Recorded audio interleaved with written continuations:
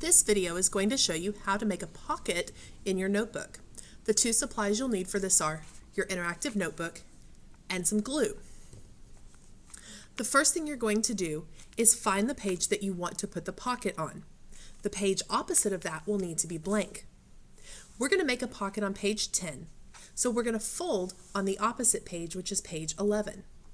I'm going to start by folding the top corner of page 11 diagonal, just like if I was folding a paper airplane, so that it touches the spine in the middle. I'm then going to crease. I'm now going to put glue in 4 places.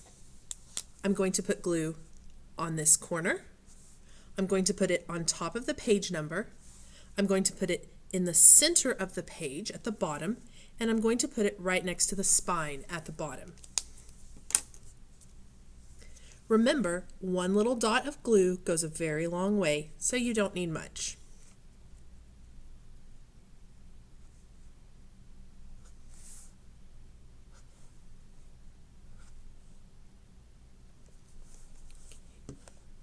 And I actually got a little too much here, so I'm just going to use my finger and kind of spread those glue dots out.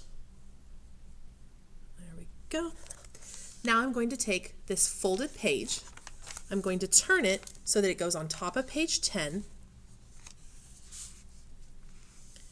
I'm then going to press down in the places that I glued and hold it for just a minute.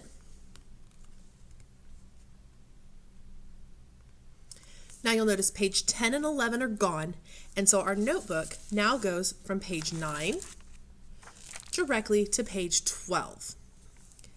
In your table of contents for pages 10, 11, and 12, you would write pocket. And that's how you make a pocket foldable inside of your interactive notebook.